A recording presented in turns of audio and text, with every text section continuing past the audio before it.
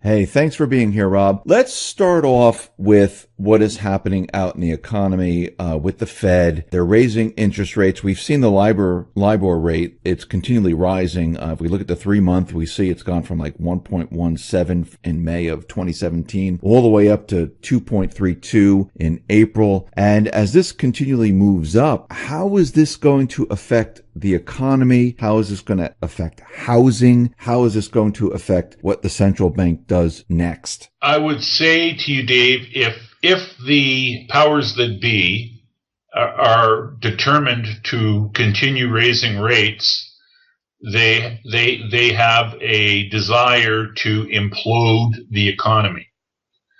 And I don't think that they're going to maintain their recent course of action raising rates, because I honestly believe that the powers that be are afraid that if they collapse the economy, that civil unrest could ensue, and a dangerous situation could become a lot more dangerous. So my personal view is that we are much more likely to see a Fed doing an about face in the very near future and lowering rates rather than continuing to raise them. That's my own personal opinion on this. And I do believe that long-term rates, as expressed by the 10-year bond, I've been saying this for quite some time now. I feel that the long-term rates have more or less topped out, and I just don't think we're going to see them rise materially from here. And I'm not saying we couldn't go from 3 to 3.10 or 3.15. But I would suggest to you that a 10-year rate at 4% is completely off the table, at least to me right now, unless the powers that be decide to collapse the system on Trump and blame him. But ultimately, I don't think that the system is because I think I guess at the end of the day, I believe that the U.S. military has Trump's back, and the U.S. military is not going to allow the financial elites to pull the plug on the economy and destroy it. So I would look for the Fed to be lowering rates. The next material move in interest rates, I believe, will be down, not up. That's my thinking. You're saying that you think they're going to be lowering it. I mean, do you think we're going to be heading towards the negative territory like out in Europe? I believe we will ultimately see negative interest rates being inflicted by the Fed Treasury complex. Yes. So do you think they're doing this? And you're talking about the central banking establishment where they can, bring rates up and bring them down. Are they doing this because they don't have their person in office? Let's say Clinton was elected and she was president. Do you think they would have no problem in crashing the economy in that scenario? Well, Dave, I think it goes deeper than that. And I don't think it necessarily has to do with Clinton or a Bush or Obama or anything. What we're talking about, and ultimately what underlies this, is the life cycle of fiat money. And the life cycle of fiat money predicates that the amount of money in existence, when you have compound interest, usury with compound interest, dictates that the supply of money must grow at a very predictable rate for a very long period of time. But in this life cycle, and this is math, this is not emotion, and a person who's explained this very well is Chris Martenson. And if you Google Chris Martenson and you go to his website and you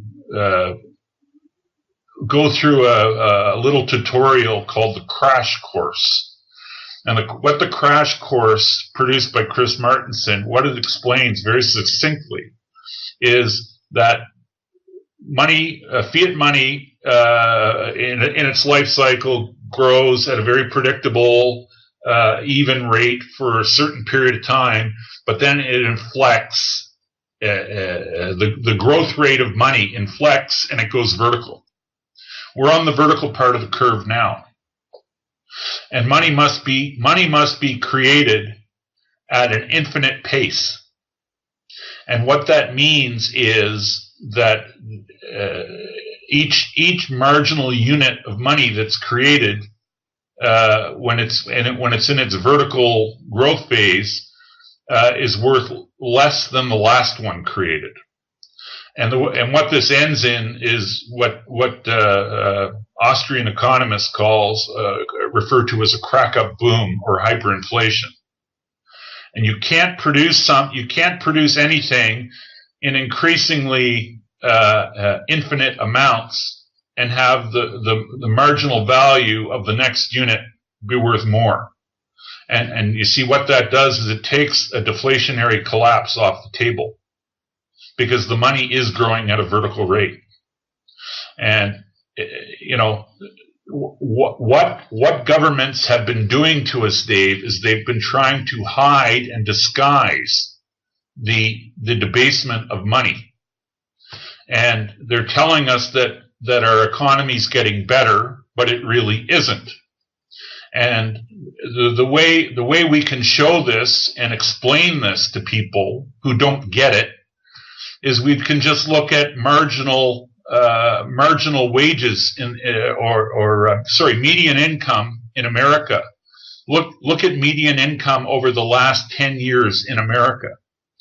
Median income's gone from $50,000 a year in 2007 to $59,000 in 2017. And that's an increase of $9,000 in median income over the last 10 years. And that increase of $9,000 is very representative of official U.S. government inflation data, which tells us inflation's running around 1.5% a year. But the interesting thing to take note of is $50,000 10 years ago bought 23,000 pounds of ground beef. But $59,000 today buys only 17,000 pounds of ground beef. You see, and while geez, Rob, you're using just one item.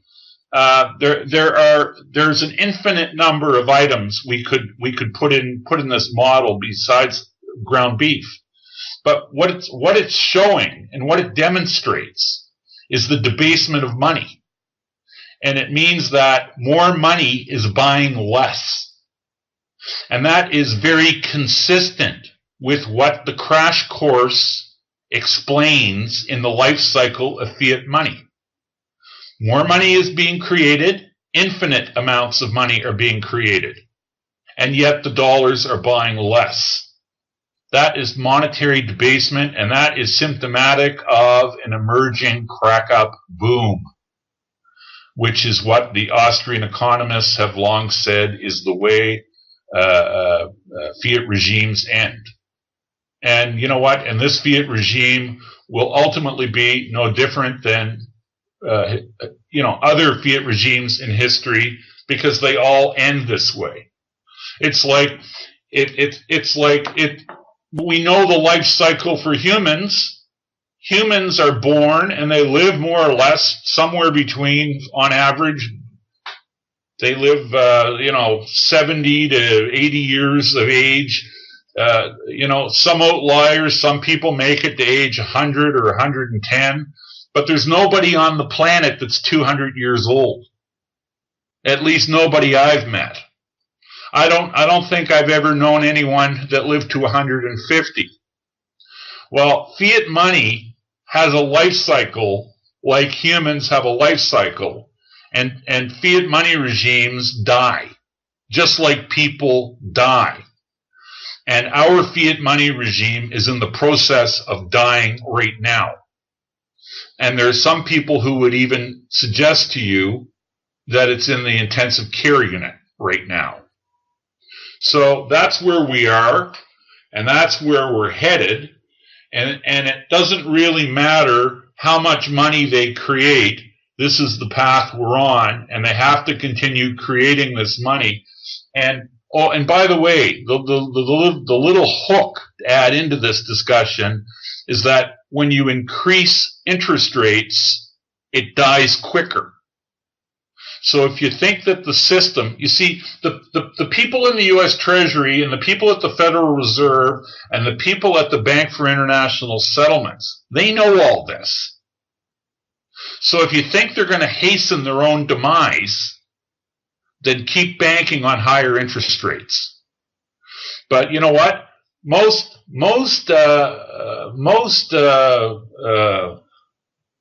parasites, if they're informed, don't try to kill the host.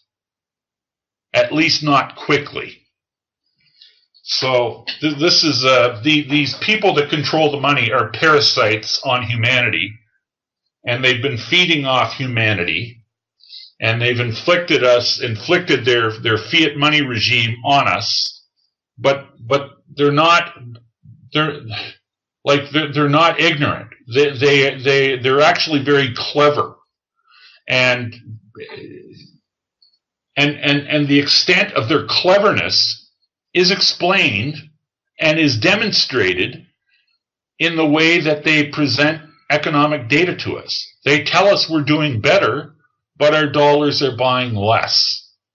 Well, that's a lie, because we're not doing better, and our dollars are buying less, and our living standards are decreasing, not increasing.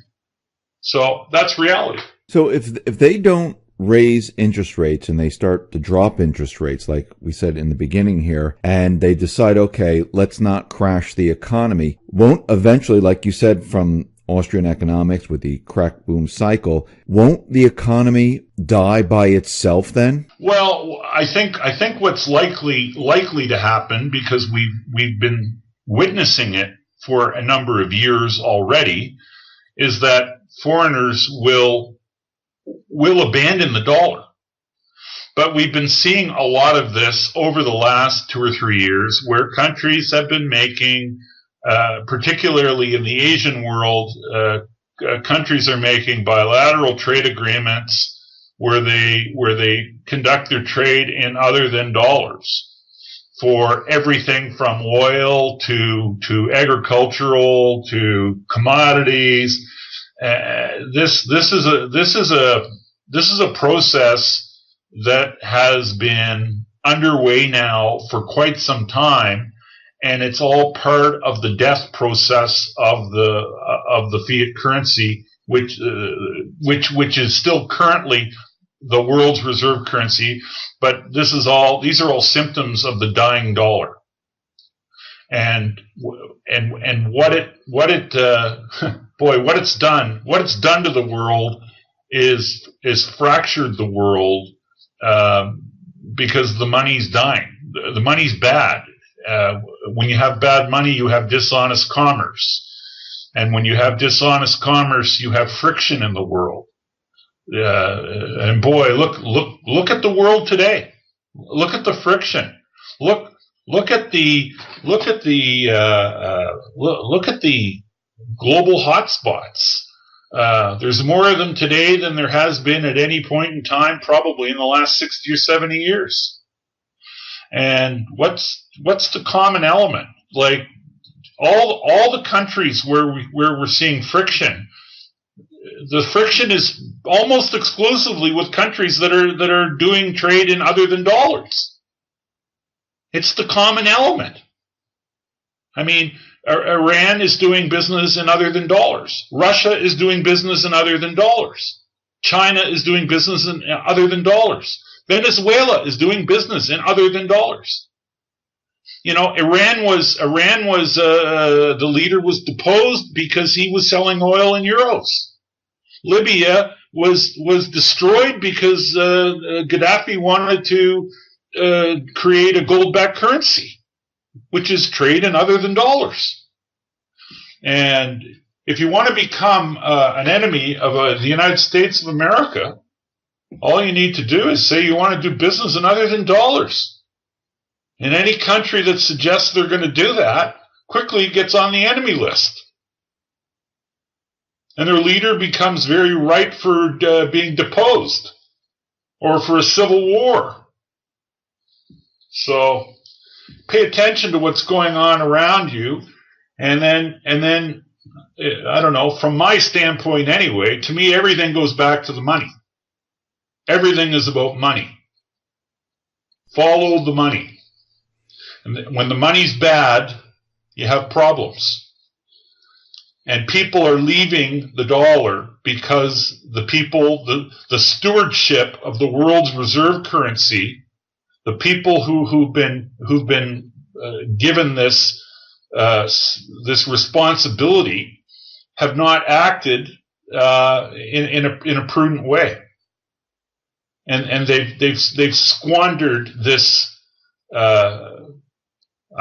this responsibility, this privilege granted has been squandered in the name of nation building and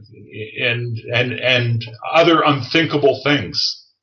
And it's the old notion that absolute power absolutely corrupts, and it certainly has done so in the Western world through the vestiges of the dollar as the world's reserve currency.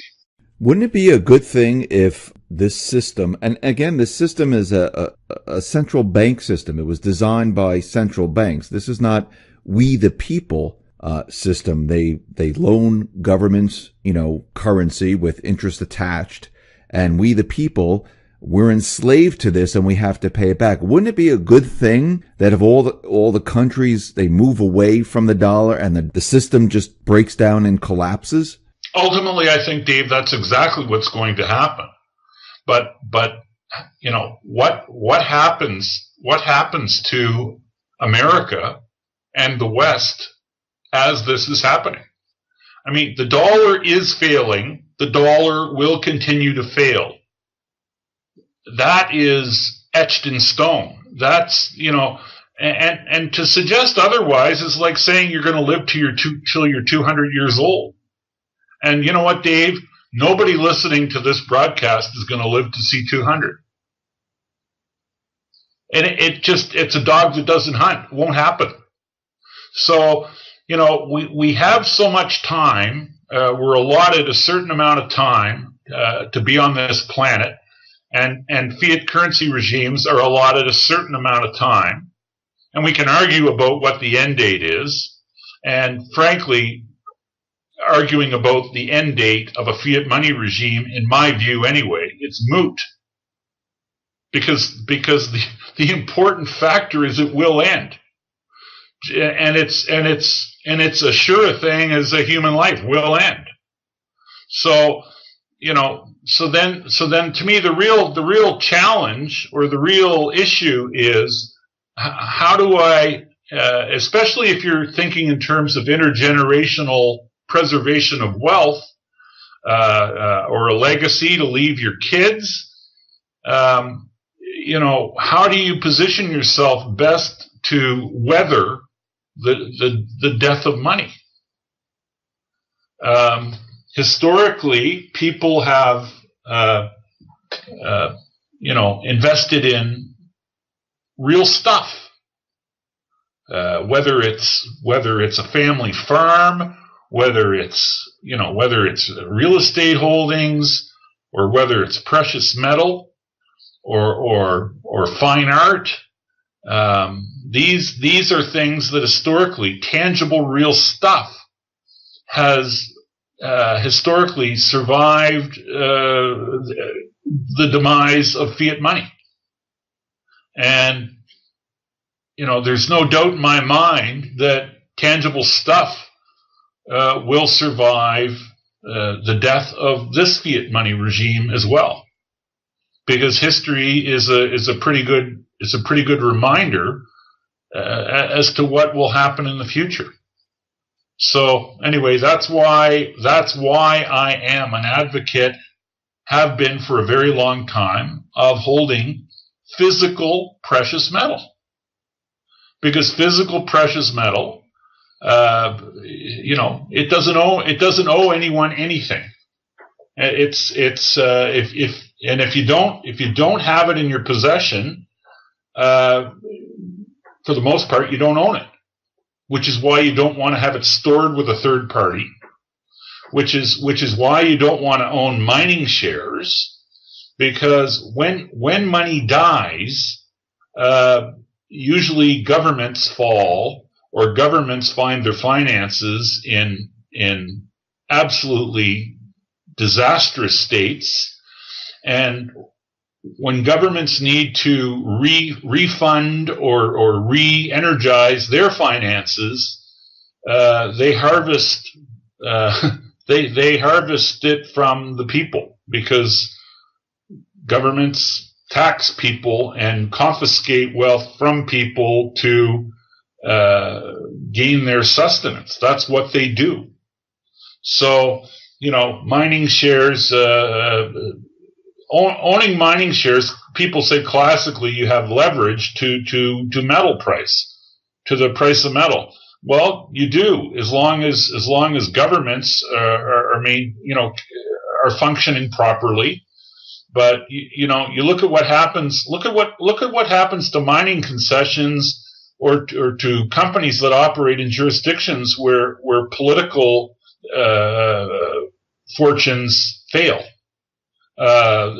Mining companies are subject to having their licenses revoked or confiscated, or new taxes being put on, or royalties, and in such an example, the leverage that you imagined you had in the mining shares can disappear very quickly.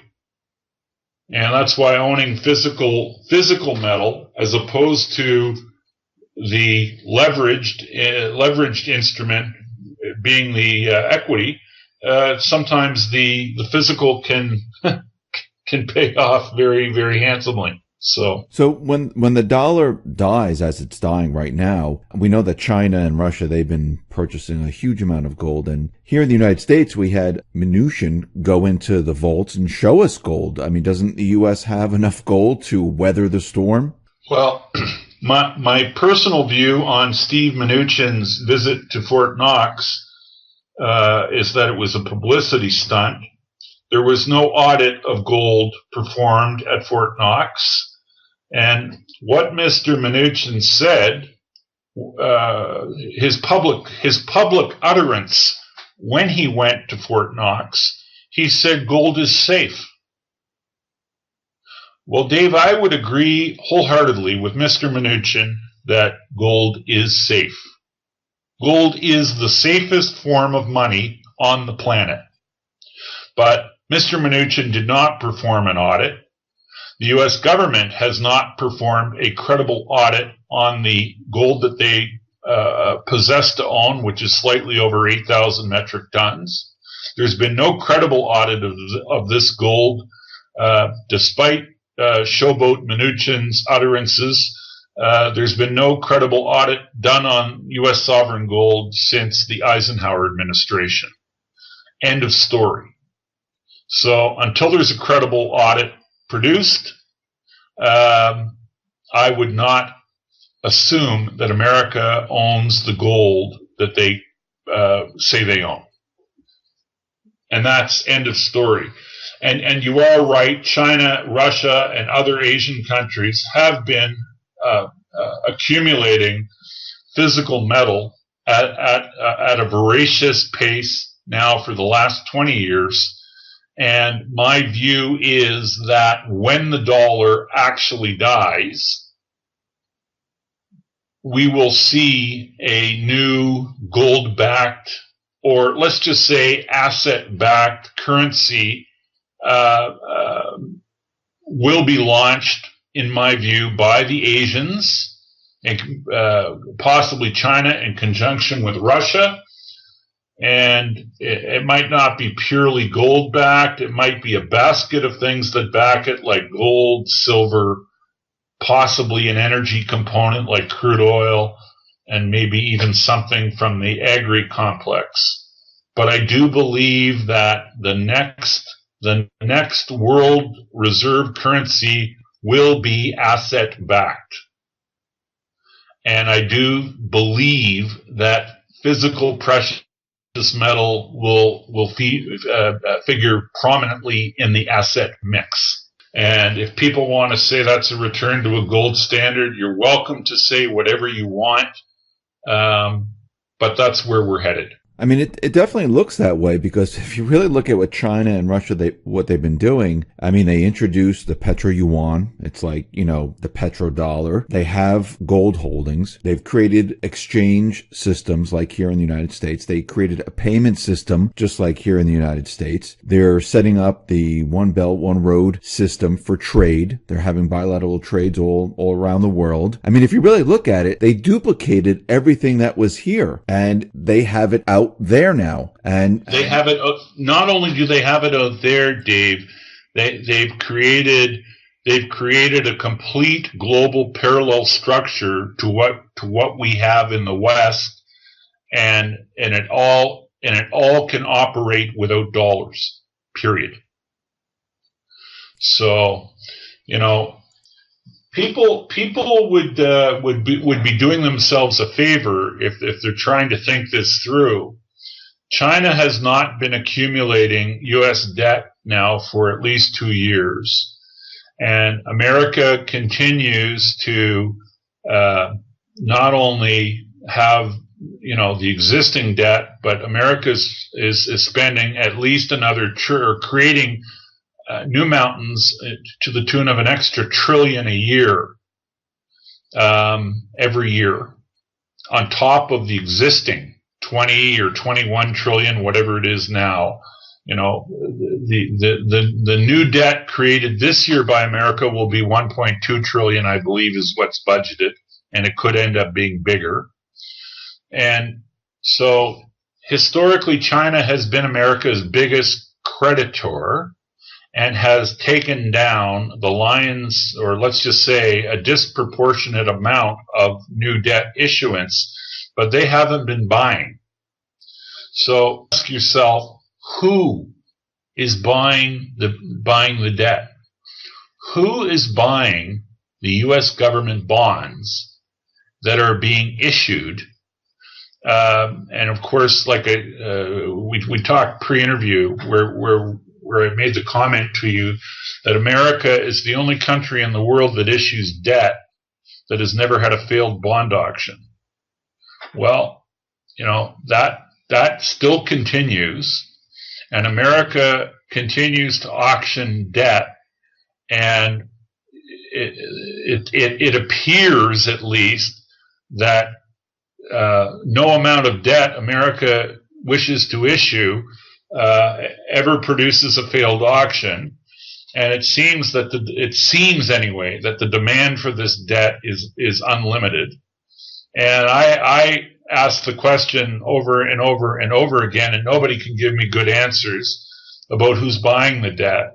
And my guess and suspicion has long been the money that's being used to purchase the debt is in large part a part of this missing $21 trillion that was documented by Dr. Mark Skidmore and his research team at Michigan State University, where in two government departments, namely the Department of Defense and HUD, Housing and Urban Development, from the years 1996 to 2015, government documents show that there's $21 trillion that is unaccounted for, which is an insane amount of money. And to me, that is money that's been created. Well, we know it's been created because it's flown through the books of the military, and HUD. So we know the money was created. And my personal opinion is that the money was fraudulently created. It's been siloed. It's in slush funds like the Exchange Stabilization Fund, which is an adjunct to the U.S. Treasury, which is it's a black box that is subject to no oversight, doesn't publish financials, and it's just a dark hole. But it's a dark hole that contains, at least in my view, dramatic amounts of capital that have been created falsely, criminally, or whatever. But bear in mind that anything the Exchange Stabilization Fund does is deemed to be an issue of national security. And as such, nobody's allowed to, and everything they do is also, by definition, classified. So nobody in the U.S. government is going to be telling stories about what the Exchange Stabilization Fund is really up to, because doing so would make you about as welcome as Edward Snowden. And, you know, that's just something nobody in America is going to willingly do. But suffice to say, we know the money's been created, and we're talking tens of trillions of dollars, and I call this dark money. And this dark money is basically available to the monetary elites. These are resources that they can marshal up at any time of their choosing to do things like make sure U.S. government bond auctions always appear to be well bid. This insane amount of money can also be used to juice stock markets and make the stock markets look like they're, you know, very well supported and very well bid. They can be used these resources can be used to sell down other currencies to make them look weak relative to the U.S. dollar. You know, they're used for this dark money is used for a host of purposes. You know, everything from regime change to toppling foreign economies, funding people who are opponents of enemies of the state. You know, it's a real black box. So this is the nature of the world we live in today. And listen, what I speak of may seem to some people as being a stretch. And to anybody who holds that view, all I ask you to do is turn on CNN and listen to it if you can bear for 5 minutes, and listen to the lies, and listen to the vitriol, and listen to the likes of James Clapper saying that nobody in America has ever been surveilled, and that the U.S. intelligence community is not surveilling anyone, when we have overwhelming evidence that they've surveilled Trump and his associates in the run-up to the election in 2016, I think it's becoming pretty much accepted common knowledge now that you know, surveillance on American citizens has been an ongoing practice now for a very long time. And listen to the lies in the media. Listen to the vitriol in the media. Listen to elected and non-elected heads of the intelligence community, whether it's the FBI, whether it's the CIA, whether it's the National Intelligence Agency. These people are lying to Congress. They've perjured themselves all over the place. So when you look at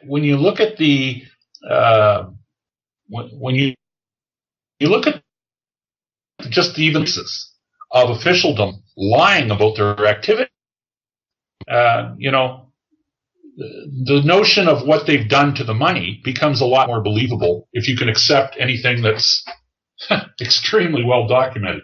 So this dark pool of money, the Exchange Stabilization Fund, this is like their own little budget within government for, black op operations around the world, not just with the economy. It's a criminal slush fund. Call it what it really is. And the nefarious activities that the Exchange Stabilization Fund has been involved in over the years is astounding. And anybody wants to get up the curve on what the Exchange Stabilization Fund is all about, there's a great resource and a reference on that. Go to a website called marketskeptics.com.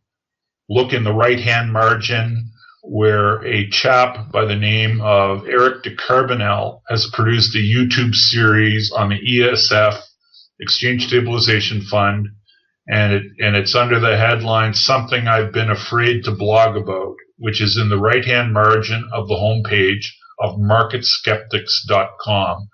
I would advise everybody to watch and rewatch that YouTube series on what